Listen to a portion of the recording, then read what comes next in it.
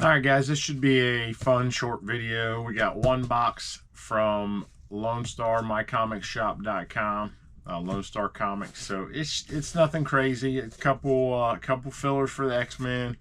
One nice book in here that I can't wait to work on. So stick around, we'll get to it.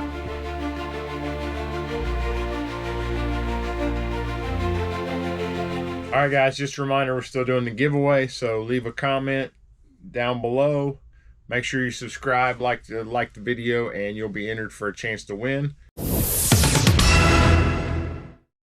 All right, guys, we interrupt your regularly scheduled programming to announce the giveaway winner. So at 2,500 subscribers, we were giving away this book. I put everyone's name in a list, did a randomizer on the wheel, and let's see what we got. And go. Where's it going to stop? Where's it going to stop? 250 different entries, 100 plus names on the list. Boom. David Renfrew. Sorry I spelled your name incorrectly. I was trying to type all the names in. Congratulations, buddy. You just won an X-Men 1, a CGC 9.8 special edition. Congratulations. Thanks for watching. Thanks for commenting. David, just reach out to me on Instagram, Johnny Shapo on Instagram. I'll leave a link down in the description of where you can contact me. Shoot me a message there, and we'll get everything sorted out as far as shipping. So thanks, guys. Let's get back to the show. If we didn't give away the X-Men 1, it's still an X-Men 1 CGC 9.8. If it has gone away in the next video, we'll show what the next giveaway is. So let's get into this box. Again, this is from Lone Star Comics, mycomicsshop.com. You guys have heard me talk about them before. I do buy stuff on there. They grade very conservatively. So it's always nice, especially as someone who, like me, who presses and cleans their books. If they grade a book a 5.0, it's probably easily cleaned to a 6.5, maybe even a 7.0. It just depends. So some of these are slabbed, and we'll go through those first, and then we got some raw. They did use packing peanuts, which I absolutely cannot stand packing peanuts. They are just messy and not fun to deal with. They take up the garbage can. They're hard to throw away, but other than that, it is packaged well. You can see the slabs here. They do a good job with their slabs, and that they put them in their own design boxes. They're really nice for slabs. We'll pop this open. I'll kind of show you how it works. I actually save all these. I don't know if you can see, but there's a whole bunch back here behind me. If I ever ship a book out, one book or two or three, I'll put them in these inside of a box, just because they're so good as far as protection for a slab book. So you may or may not like this. If you're a regular watcher of my videos, it's going to be no surprise, but these are, I believe all three of these are X-Men books. So no real major keys, just good deals. So the first one up, this is X-Men 315 and a 9.8. No real prominence to it. It's just, it was a really good deal. I think I got each of these for less than 30 bucks, and it costs, you know, that's almost the cost of grading when you figure in shipping and everything else. So first one was a 315 in a 9.8. Next one, this is a kind of a classic cover. Next one up is 281, also in a 9.8. We'll take the sleeve off there so you can kind of get the nice visual of it. So I always like this cover. It is the first appearance of Trevor Fitzroy, not a major character, but still a first appearance. Really good. You know, he was started with, what was it, 248. Had a nice run with the X-Men. That's kind of got his popularity from, was his work on X-Men before he went over to DC. I believe he became the editor-in-chief for a while. He also, you know, had a good run on Batman with the Hush stuff with Jeff Loeb, which they're getting ready to do again, and Hush 2. Sequels usually aren't as good as the first one. I hope this next one is as good as the first one, because if you read Hush, it's probably one of the best Batman stories ever. I remember reading it when it came out, and it was a great story. I actually had that video game on my Atari. Burger time. So next up, this is Uncanny X-Men 174 in a 9.8. This cover, every time I see this cover, I have several raw copies of this, and every cover, the color is so much different on that brownish background. I got some that's almost a pink and some that's almost a gray. So they were very inconsistent with that, but this is a nice 9.8. Again, I'm just filling those holes. When I see a 9.8 X-Men book that's really cheap and one I don't have, I usually try and pick it up. If you're an X-Men collector, you got some slabs that are 9.8s that are anywhere from I don't know, 150 up, and you're looking to move them, reach out. I'll definitely be interested in hearing what you have. Maybe we can make a deal, maybe we can make a trade, something you've seen on the channel. Next up, we're going to go through some raw books. Some of these are pretty cool. Some of them are kind of, you might not enjoy that much. I promise the last book we're going to go over is not an X-Men book, but most of them prior to that is X-Men book. So, all right, so first one up, this is 208. This is the Canadian price variant. You know, I'm a completionist. I've said that before. I've got all the main books, so now I'm looking for Canadian price variants, Australian price variants, Mark Jewelers inserts, the National Diamond inserts. Not a great copy. It says good, very good on here. It's probably a 4 or 5, but it's harder to find these Canadian books for whatever reason. And the reason, the difference you can tell that it's Canadian is on the price. So the US version would say like 75 cents, and then it would say 95 cents really small underneath it Canadian. It would say 95 cents CAN or CAN 95. It may even have the pence price, which it would say like UK, I don't know, 30 pence. I'm not sure what the conversion is.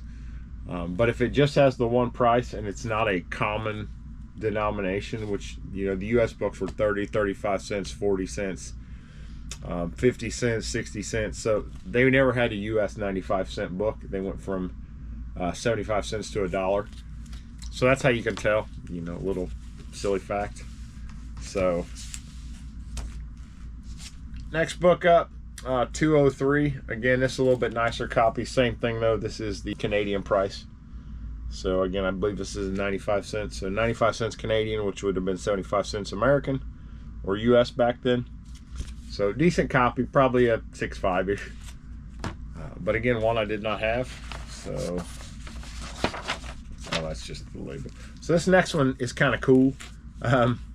Just again, I collect all the weird X-Men stuff. I'm gonna take this one out. You never find these in great condition. They're very difficult to find in great condition just because it's foreign. Foreign books do not stand up as well. They're usually made with a much thicker paper stock. So this is the X-Mannen. So this is the Dutch version of X-Men. What is that? 281, I think. It's NR122 is the number on here. So it's actually the first bishop, but I don't think it, you know, it doesn't, if I graded it, it wouldn't count as the first bishop. It's not a high grade copy, but it's just unique and kind of neat. You know, like I said, you don't see a lot of those a lot. Not only am I an X-Men fan, I am a De X-Mannen fan as well. I'm also Dutch. My name is Dutch, so that's kind of interesting too. This next one up, again, foreign book. These are oversized, so this is, if you have something like this graded, it gets graded as a magazine, not as a comic. You can see size-wise the difference. Much bigger book. So also a foreign version. I believe this one is from Brazil. It may be Mexico, but I'm pretty sure Mexican books are Los Hombres X, and this is Patrulla X, which I believe is Spanish maybe. So pretty interesting. Again, rough book. This is definitely going to get a press. It's going to be harder to press because it's more like a magazine than a comic. All black and white interior. Like I said, just really interesting, not something you see all the time. Patrulla X, and I believe this tells the same story as X-Men 10, which is the first Silver Age Khazar and Zabu. For Patrulla X, it's volume 3, number 5. Again, these don't come up very often. If you do, same thing with these. If you do have some foreign version of X-Men books, I'd definitely be interested in them. So hit me up. You know, leave a comment below. Give me some way to contact you, and I'll reach out. I definitely would be interested in those. So this is by far the biggest book in this lot, and not an X-Men book. Very, very old book. I believe It's from 1946. So it's packaged really well because it's a very old book. And it is a fairly valuable book. There we go. And we'll pull that out. So this is Superman number 28. Let's see what the publication year on it is. This is a Golden Age book. Always tape these down or take them off. Don't ever take a chance of letting your book catch that tape and get a tape tear on it, especially a book like this. It is not worth it. Tape is way too cheap. These books are way too expensive. So you can see there, Superman number 28. It's got some staining on the edge. You can see that pretty well right in here. I don't know. I don't think it's foxing. I think it's actually staining. It might even be a little bit of mold.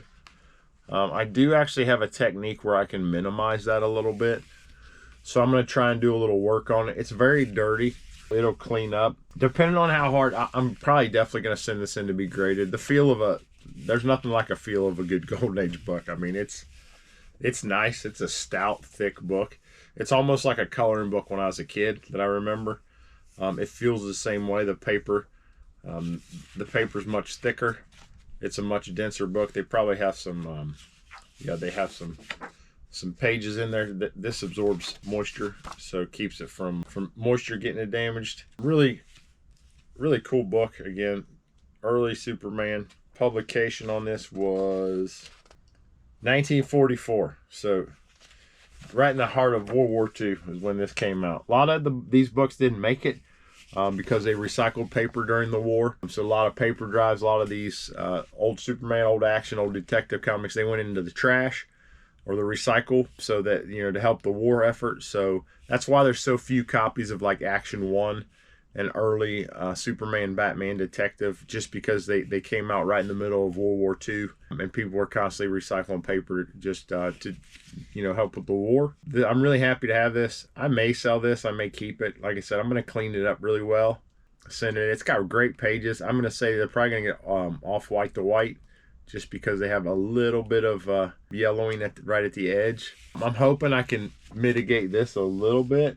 And again, I don't know how well you can see it. That's a good shot of it. You can see it's got like some mold or some mildew in there. It may have been somebody spilled some coffee or something on the edge too, because it doesn't really carry to the inside other than the first page. Like maybe they spilled something on it and it bled through the cover a little bit. So I'll take a look at that, see what I can do. And like I said, I don't know if I can get it out, but I might be able to lighten it up a little bit without doing any damage to the book. So that's all we got, guys. Some old Superman and some foreign X-Men. Thanks again for popping in. Hope you guys enjoyed this one. It was a little bit different, a little bit unique. Now, I'm trying to post twice a week now, so I've been pretty consistent, trying to throw one out on Sunday and one out on Wednesdays. So thanks again for popping in. We'll see y'all next time. Have a good one.